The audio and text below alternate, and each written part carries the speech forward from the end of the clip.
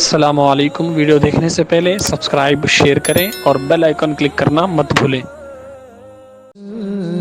اللهم صل على سيدنا ومولانا محمد اللهم صل على سيدنا نوائت سنت الاعتکاف۔ ایک بہت طویل حدیث کو بخاری کی روایت ہے، اس کو ہم نے سماعت کیا تھا اور شروع کے کچھ باتوں پر ہم نے اس پر تفصیلی کلام کیا تھا۔ آگے اسی حدیث میں بہت ساری باتیں ہیں، اس پر انشاءاللہ آج بھی کچھ باتیں سننے کی کوشش کریں گے۔ حضرت انس رضی اللہ تعالیٰ عنہ سے روایت ہے، وہ فرماتے ہیں صحابہ اکرام کے 3 گروہ ازواج مطہرات کی بارگاہ میں حاضر ہوئے اور ان سے حضور رحمت عالم صلی اللہ تعالیٰ علیہ وسلم کی عبادت کے تعلق سے پوچھا۔ جب انہیں بتایا گیا تو ان حضرات نے اپنی عبادت کو کمتر سمجھا۔ اب یہ جملہ دیکھیں کہ جب انہوں نے آقا کریم علیہ السلام کی عبادات اور معمولات کو پوچھا اور جب انہیں بتایا گیا تو انہیں ایسا فیل ہوا اور انہوں نے سمجھا کہ ہماری عبادات کچھ بھی نہیں ہے، اپنے آپ کو کمتر سمجھا، اپنے آپ کو بہتر نہیں سمجھا، اپنے آپ کو کمتر سمجھا، اور یہی عاجزگی ہے۔ اور اپنے آپ کو بہتر سمجھنا کسی بھی معاملے میں اور سامنے والے کو کمتر سمجھنا یہی تکبر ہے، یعنی اپنے آپ کو انا خیر من، شیطان کا جو جملہ تھا قرآن نے جس کو بیان کیا کہ میں بہتر ہوں، یہ تکبر ہے، اور میں کمتر ہوں یہ عاجزگی ہے۔ یہ بہت ساری چیزوں پر تکبر ہو جاتا ہے، مال و حسن پر بھی، علم پر بھی، بہت ساری دنیاوی چیزوں پر بھی، کبھی کبھار نیکی کے اوپر بھی تکبر آ جاتا۔ اگر میں نے کوئی نیک کام کیا اور سامنے والے نے اس نیک کام کو نہیں کیا، یا پھر وہ اس نیک کام کے عمل کرنے کے اعتبار سے اس کو یہ سعادت حاصل نہیں ہے، تو مجھے نیکی کرنے کے بعد کبھی کبھار تکبر آ جاتا، اپنے آپ کو میں کم نہیں سمجھتا۔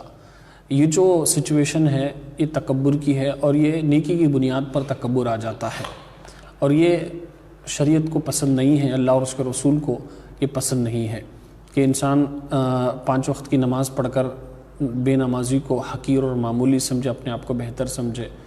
اسی طریقے سے داڑھی رکھ کر جو داڑھی نہیں رکھتا اس کو کمتر اور معمولی سمجھے، حج کر کے اپنے آپ کو بہتر سمجھے، اور جس نے حج نہیں کیا، عمرہ نہیں کیا، اس کو معمولی اور کمتر سمجھے اور اپنے آپ کو بہتر سمجھے۔ یہ ایک ایسا تکبر ہے جو نیکی کی وجہ سے آتا ہے۔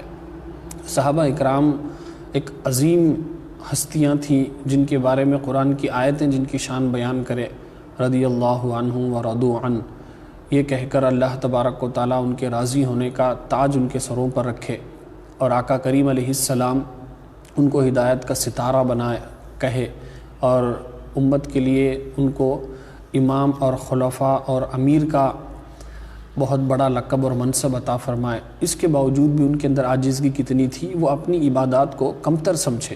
جب انہوں نے آقا کریم علیہ السلام کی عبادات اور معمولات کو دیکھا تو اپنی عبادات کو انہوں نے کمتر سمجھا۔ تو یہ بھی وصف ایک بہت بڑی چیز ہے جس کی وجہ سے صحابہ کرام کامیابی حاصل کرے۔ انہوں نے کبھی بھی اپنے آپ کو بہتر نہیں سمجھا۔ آقا کریم علیہ السلام کی تربیت اتنی کامل و مکمل تھی جس کی وجہ سے عاجزگی ان کے اندر کوٹ کوٹ کر بھری ہوئی تھی، ان کے اندر دور دور تک تکبر کا نام و نشان بھی نہیں تھا۔ خود فاروق اعظم رضی اللہ تعالیٰ عنہ ایک موقع پر بیان کرتے کہ اگر میدان محشر میں تمام لوگوں کو جنت میں داخل کر دیا گیا اور ایک بندے کو جہنم کا فیصلہ سنا دیا گیا تو مجھے ڈر ہے کہ کہیں وہ جہنم میں جانے والا ایک بندہ میں نہ ہو جاؤں۔ یعنی ان کے اندر اتنی عاجزگی تھی، کبھی بھی اپنی نیکیوں پر، اپنی اچھائیوں پر اور اپنی عبادات پر انہوں نے غرور گھمنڈ نہیں کیا۔ لیکن آج ہماری حالت جو ہے اس سے برعکس ہے۔ ہم 1-2-3 نیکیاں کر کے درود پاک پڑھ کر، یا کوئی مسجد مدرسہ بنا کر 5 وقت کی نمازیں پڑھ کر، یا کبھی تہجد پڑھ کر، یا پھر کبھی کہیں صدقہ و خیرات کر کے، کبھی حج و عمرہ کر کے، کبھی اپنے چہرے پر داڑھی رکھ کے، ایک بندہ ایک نیکی کو کر کے اب وہ بارگاہ الہی میں مقبول ہے یا نہیں اس کی بھی ہمیں پہچان اور معرفت نہیں ہے۔ اس کے باوجود بھی چند گنے چنی نیکیاں کر کے سامنے والے کو تک حقیر اور معمولی ہم سمجھنے لگتے ہیں۔ یاد رکھو، فرمایا گیا کہ جو بندہ تکبر کرتا ہے اس کی نیکیاں ضائع ہو جاتی ہے، اور حدیث کا مفہوم بھی ہے نیکیاں تکبر کو اسی طریقے سے کھاتی ہے جیسے آگ لکڑی کو کھاتی ہے۔ حسد کے حوالے سے بھی یہی فرمایا گیا۔ تو ایک روایت بنی اسرائیل کی روایت ہے، فرمایا گیا کہ ایک نیک بندہ تھا، وہ جب گھر سے باہر نکلتا تو آسمان اس کے سر پر سایہ کرتا، جہاں جہاں جاتا تو آسمان اس کے سر پر سایہ کرتا۔ اب ایک گنہگار بندے نے اس کو دیکھا کہ کتنا نیک بندہ ہے، اللہ کی کتنی بڑی مہربانی اور کرم اس کے اوپر ہے، تو وہ گنہگار بندہ اس کے قریب آیا نیک بندے کے، تاکہ اس کی فیوز و برکات مجھے بھی حاصل ہو۔ اب اس نیک بندے کا رویہ یہ تھا، اس نے اسے دھتکارا، ڈانٹا اور اسے کہا کہ تو گنہگار پاپی، میرے سے دور ہو جا۔ جیسے ہی وہ دور ہوا گنہگار انسان، وہ جو آسمان سایہ کر رہا تھا وہ اس سے ہٹ کر اس گنہگار کے سر پر چلتا گیا۔ وقت کے نبی کو الہام ہوا اور فرمایا کہ اس بندے تک پیغام پہنچاؤ، اس نیکوکار بندے کا تکبر کی وجہ سے اس کی نیکیوں کو اللہ نے ختم کر دیا، اور اس گنہگار کی عاجزگی کی وجہ سے اللہ نے اس کے گناہوں کو معاف کر دیا۔ اب اثر نو دونوں شروع سے عمل فرمائیں۔